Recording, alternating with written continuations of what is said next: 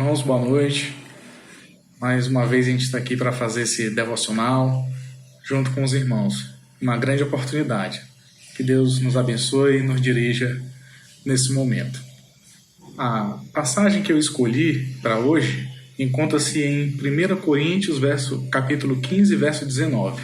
Diz assim: se a nossa esperança em Cristo se limita apenas a esta vida, somos os mais infelizes de todos os homens. Um texto muito sério. E o contexto está no versículo 12 do mesmo capítulo. Alguns afirmavam que não havia ressurreição de mortos. E Paulo aproveita a ocasião para rebater essas afirmações. Mas por que eu escolhi falar sobre esse tema? Sobre morte e ressurreição? Porque é importante reforçar que há sim ressurreição de mortos. Afinal, a gente liga a TV e tem muitas notícias de mortes pelo corona ou muitas outras coisas aí. Além disso, pais de colegas meus têm perdido a vida, pessoas próximas a mim, por conta do corona. Além disso, há muitos cristãos também preocupados com isso e com a perda da própria vida. Alguns mais preocupados do que deveriam estar, acredito. Então, decidi falar um pouco sobre isso para tanto corrigir como para consolar nesse momento. Que Deus nos ajude. Eu decidi trabalhar esse versículo em 3 etapas. A primeira delas é o começo do verso. Diz assim: se a nossa esperança é em Cristo. Ou seja, a gente tem que lembrar onde está a nossa esperança. E esperança é aquela confiança que algo bom vai acontecer. A gente tem de todo tipo. Tem gente que tem esperança de se casar um dia, de ver netos e bisnetos. Tem gente que tem esperança de ver o time campeão mais uma vez. Tem muitas esperanças. Mas quando ele diz aqui a nossa esperança em Cristo, ele qualifica essa esperança. Ou seja, que tipo de esperança a gente tem pelo fato de a gente estar ligado com Cristo, a Cristo.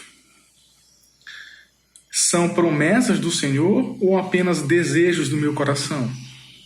É possível perder Cristo de vista em nossa esperança? E eu acredito que é possível. Quando eu estava escrevendo isso, eu lembrei que uma vez eu imaginei como seria ganhar na Mega Sena, o que eu faria? E aí eu pensei, vou para uma casa maior, vou ajudar a igreja, vou viajar bastante, um monte de coisa. Mas depois eu parei, pensei, e aí fui me lembrar de algumas coisas. A Bíblia ensina que é do suor do nosso rosto que a gente vai obter o pão. Ensina também lá em Efésios que aquele que roubava não roube mais. Antes, trabalhe para ter alguma coisa e também para ajudar os outros. Além disso, o Salmo 23 diz: o Senhor é meu pastor e nada me faltará. Então eu estava colocando a minha confiança no lugar errado. A minha esperança estava separada de Cristo, não estava baseada na palavra do rei. E o que acontece? Meu coração ficava inquieto. Ele não sabia onde pousar direito. É verdade que às vezes as crianças ficam assim, mas os adultos não podem. Isso é um desconforto para nós. Os adultos precisam de chão firme, tanto para viver como para orientar os outros. Por isso a nossa esperança precisa estar em Cristo, bem firmada. E veja bem, é possível resolver o problema pela metade. A gente pode sim relacionar a nossa esperança com Cristo, em Cristo, mas ainda assim limitá-la a esse mundo.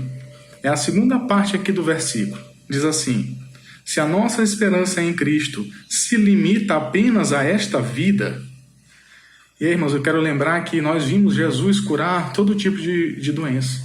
Mãos mirradas, cegos, surdos, mudos, gente de todo tipo. Será que ele não poderia curar o corona? Poderia, tanto de forma direta como de forma indireta. Mas só que a cura física não pode ser a nossa maior esperança em Cristo. A gente não pode limitar essa esperança. E aí eu quero compartilhar mais uma situação que eu lembrei. Eu estudei com um colega no ensino médio e ele queria muito ser bom em inglês. Ele queria ser muito, muito bom. E aí ele começou a estudar cada vez mais. E aí ele foi deixando um pouco as matérias de lado. Em 2006 fizemos vestibular juntos para o mesmo curso. E ele fechou a prova de inglês, acertou todas as questões. Eu não, mas só que eu passei. E ele não passou no vestibular. Então o que será que aconteceu? Ora, ele focou tanto em alguma coisa, ele limitou a esperança e ele perdeu de vista aquela grande figura. A esperança dele se tornou realidade. Ele ficou muito bom em inglês, tão bom quanto gostaria. Talvez até superou as suas expectativas, mas isso gerou angústia. Ele perdeu de vista o alvo maior, a aprovação. E é possível que a gente faça a mesma coisa com a nossa esperança. É possível que a gente perca de vista a grande figura e passe a ter, ainda que a nossa esperança se torne realidade, ela nos leva à angústia porque ela é incompleta. É possível, infelizmente, ser cristão e viver assim. A nossa esperança não pode ser limitada a esta vida e virar um motivo de angústia. É verdade que a esperança da ressurreição não menospreza essa vida. Nós valorizamos muito essa vida, mas ela também não se limita a ela. Esperamos nada menos que a plenitude do reino. Irmãos, eu quero fazer também só um parênteses aqui. Talvez nessa plenitude do reino que nós esperamos, a nossa grande esperança, talvez um amigo seu ou um parente muito querido não esteja lá na plenitude do reino. E aí eu pergunto, nós estaríamos magoados com Deus por causa disso? Irmãos, vamos lembrar duas coisas. Quem Deus salvar será por misericórdia, e quem Ele condenar não será com injustiça. Se houver ainda tristeza da nossa parte por algum ente querido ou amigo, Jesus enxugará todas as nossas lágrimas. Mas vamos ver aqui como é que o versículo termina. Se a nossa esperança em Cristo se limita apenas a esta vida, somos os mais infelizes de todos os homens. Um escritor de nome Tolstói escreveu um livro chamado Anna Karenina e tem uma citação muito famosa nele. A citação é a seguinte: todas as famílias felizes se parecem, mas cada família infeliz é infeliz à sua maneira. Isso aqui chama muita atenção. Parece que só há um caminho para a felicidade e todas as famílias que seguem são iguais, mas para a infelicidade há vários. E aí vamos voltar para o nosso texto. Se há vários caminhos para a infelicidade, Paulo diz que existe um que é pior, seria o pior de todos.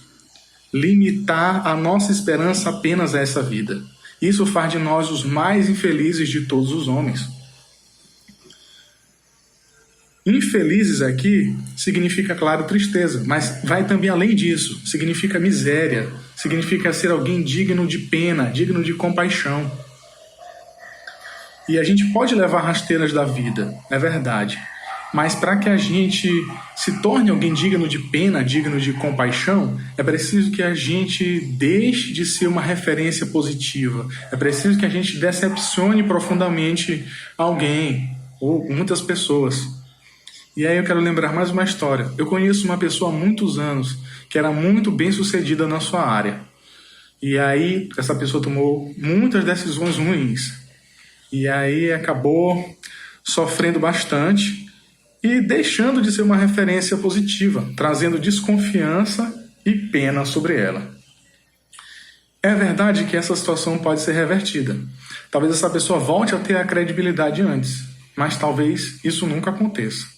Talvez ela ainda seja marcada por isso e as pessoas ainda sintam uma pena dela, uma compaixão, assim, veja como alguém infeliz.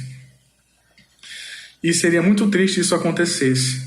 Mas pense bem, mesmo diante de uma situação dessa, uma vida marcada por uma grande decepção, essa não é a maior infelicidade que alguém pode ter.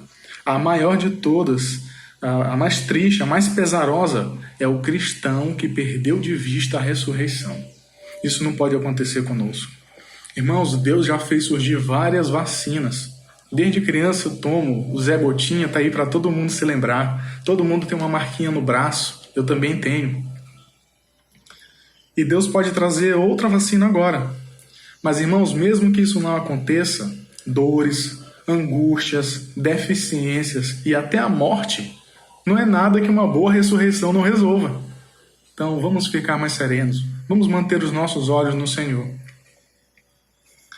Então, meus irmãos, para a gente concluir, eu quero dizer para você aproveitar essa circunstância, esse tempo e esse clima que muitas vezes aparece sobre morte, sobre perigos, para fazer duas coisas. A primeira delas é evangelizar os seus amigos e parentes próximos. Pergunte a eles se eles pensam na morte, se eles têm pensado e o que vem depois delas, se eles se sentem preparados para encontrar com Deus. Costuma ser uma boa porta para o evangelho. Além disso, segundo ponto, console seus amigos próximos, os seus parentes, seus familiares. Eu quero lembrar aos irmãos a causa da morte de todo cristão. Ela se encontra em João 17, 24. Diz assim: Pai, a minha vontade é que onde eu estou, estejam também comigo os que me deste. É a vontade do Filho. Então, quando um cristão morre, é porque o Pai atendeu a oração do Filho.